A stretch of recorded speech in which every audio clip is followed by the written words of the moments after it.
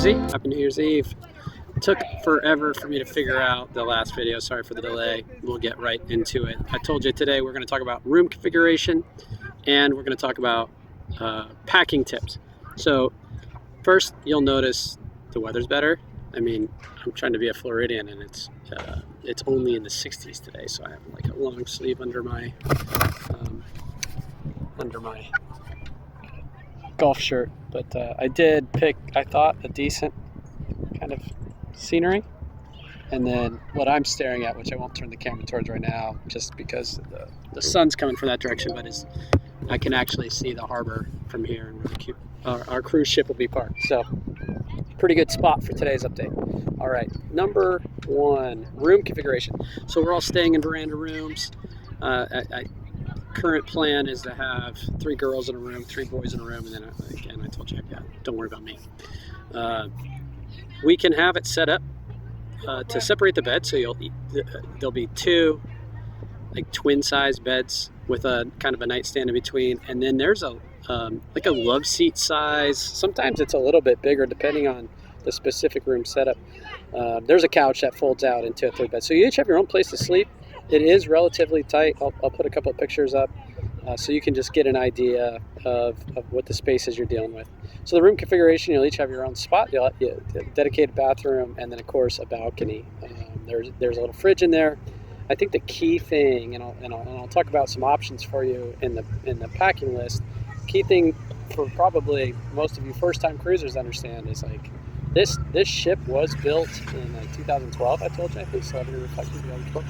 So there's not USB ports, and in fact I don't believe you're going to find a power outlet bedside or couch side even.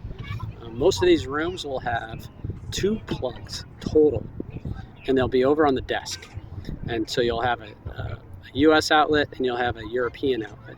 So I'll detail suggestions for you there, but keep that in mind. Like you're not gonna be running 20 wires.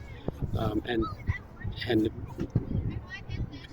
extension cords and surge protectors and all that stuff are all prohibited, and they'll actually get confiscated when you go through security on embarkation day. So I'll talk about what to pack, and if I forget, hit me up in the group chat about what not to pack when I get in the packing list. So the room has got limited power options. It does have a fridge. It does have plenty of space for your stuff, especially on a 4-day cruise. If we run into any storage issues, because we have 3 rooms total, happy to store things over in the 3rd room where I'm at.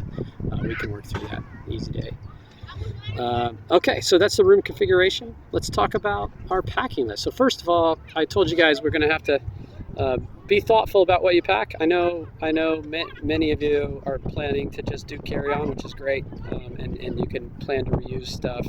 You're not going to have access to laundry. There is a way to do it if you really need to. It's expensive and it's not convenient. So you can hand wash if you really have to wash something. I've done hand washing and put it on a line, hang it up in the shower. That means you just got to be prepared in advance. So first of all, plan your outfits. You got to consider that we're going to be going on excursions, potentially in Key West, and then for sure we're going to spend the day on the island in the Bahamas at Coco Cay.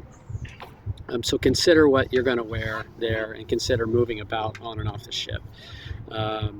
Consider the fact that the ship gets a little more formal in the evenings. So most of the time, I told you we're going to be sharing a meal together every night, and we're going to have reservations at kind of specialty dining restaurants.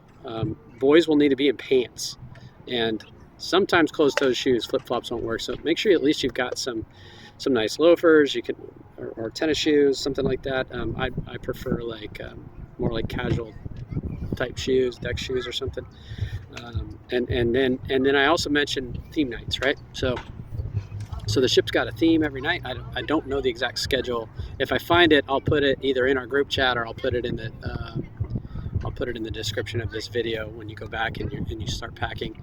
But consider wearing the themed attire. It's kind of fun. We can also talk about in the group chat, do we want to get a matching shirt for embarkation day or one of our excursion days? It's a fun way to kind of share as a group in a group cruising experience. The tip for packing all this stuff, especially if you're trying to pack light, is I really love using packing cubes. I'll put It totally sounds like a YouTuber. I'll put a link in the description. I realize trying to embed it in the video is a pain in the ass, so I'll put a link in the description of this video for all the stuff that like I recommend, including these packing cubes. They do. You can use compression stuff if you need to, but like regular packing cubes are very inexpensive and they work great to help keep you organized, and it helps when you're sharing space inside the cabin. You can also shoe bags too, right, to keep your shoes from mucking up all your other stuff. You're going to want something for beach, excursion, and pool, some type of bag, whether your carry-on suffices depending on the size of it, or if you want to bring a foldable bag which can double up to grab any souvenirs and gifts that you purchase on board as another bag to carry off that you can fold up and compress to bring on. Or standard beach bag, pool bag, something like that. It comes in really handy, especially on excursion and even on a sea day to go out to the pool. It's nice to have something for your sunblock, extra sunglasses, a book. Maybe you've got some bottled water in the room. You want to drag it around. You don't have to worry too much about stuff like that because there's service everywhere we go. You'll be able to get your hands on drinks. A badge holder or a small pack of some type. So you don't need much on you during the cruise, but you do want to be sure you don't lose that SeaPass card. It's kind of your ticket to ride, and it's a pain in the ass if and when you lose it. It's not the end of the world. You got to end up tracking down guest services. You may have to deal with your identity because all of your shit's in your room. So anyway, badge holder, whether that's a necklace badge holder, I'll put a couple suggestions in there, or like a fanny pack size little crossbody bag, something like that comes in really, really handy. I recommend some wrinkle release. Ironing is really not a thing on a cruise, so for those evening attire, if you bring something a little bit nicer, it might get messed up. Trying to pack light and tight, so a little wrinkle release really works well, especially in this climate. Toiletries, obviously, pack appropriate toiletries. The ship will have some stuff, some lotion, shampoo, soap, conditioner, that type of thing. But I always bring some Ziploc bags and bring some extras. They come in really handy. You might want to bring a disposable kind of plastic container for snacks. Sometimes you'll grab pizza or something and you'll want a snack for later. You can put it in your little disposable container, or at least bring a couple Ziplocs. You can chuck it in a Ziploc bag, put it in your fridge in your cabin. Portable charging battery, that comes in real handy. And then if I use that overnight to keep something on my nightstand, then I can plug it in during the day while I'm out and about and charge it back up. So consider a portable charging battery. And then an international adapter is a really good hack because there's always a European plug in these cabins, and you can buy a decent international adapter that's got multiple USB ports on it. That counts. It's not surge protected, so that you can end up plugging in all of your stuff, your watch, your phone, maybe cameras, stuff like that you want to charge up, your Kindle or something. Works out great, and that will accommodate the lack of plugs in the room. So non-surge power bars you can bring to power adapters. No surge protection, no extension cords. That stuff will get confiscated. Make sure you bring a sun hat. Most of you should have a sun hat by the time we board. Sunscreen. The hippies will remind you that they make reef-friendly sunscreen. We will be in the Bahamas, so protect the reef. Lip balm, obviously, you don't want to get chapped lips. Sunglasses, low-brainer. I always recommend a windbreaker. You'd be surprised it can get a little breezy and chilly in this time of year, and you might be really, really happy, especially if you get something that's like water resistant, obviously. You saw in the last video luggage tags. You can buy 4 of those for like $6. You don't necessarily need it, especially if you're not planning to use a porter. You don't even need the cruise luggage tag. You can just drag your stuff in your room. But if you're planning to have like a check size bag, luggage tag and a tag holder comes in really, really handy. Don't forget your Kindle, books, media. Download that stuff in advance.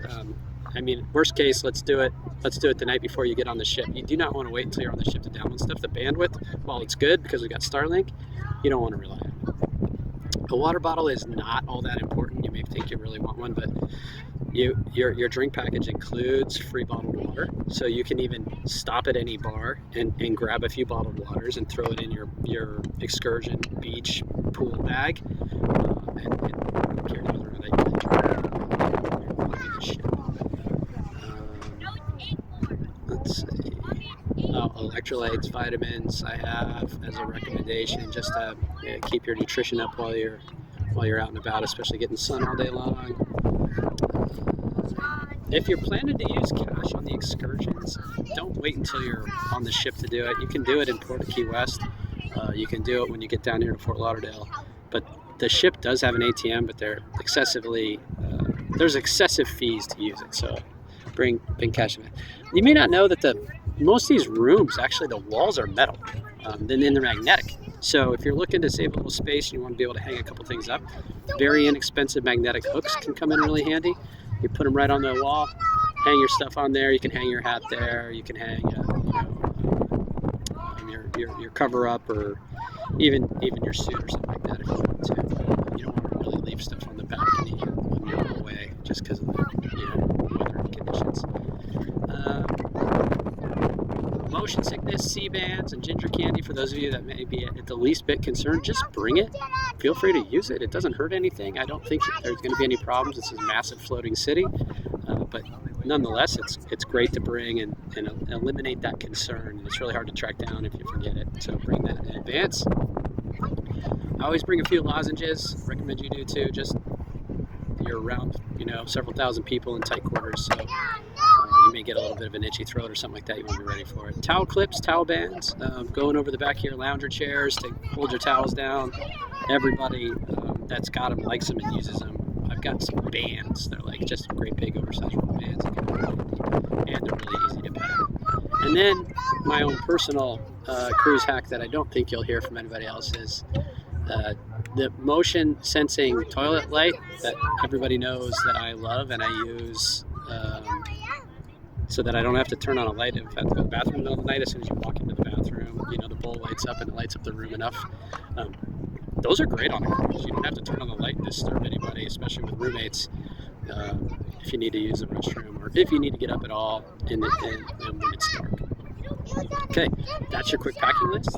That's your quick room configuration. More soon. Love you guys.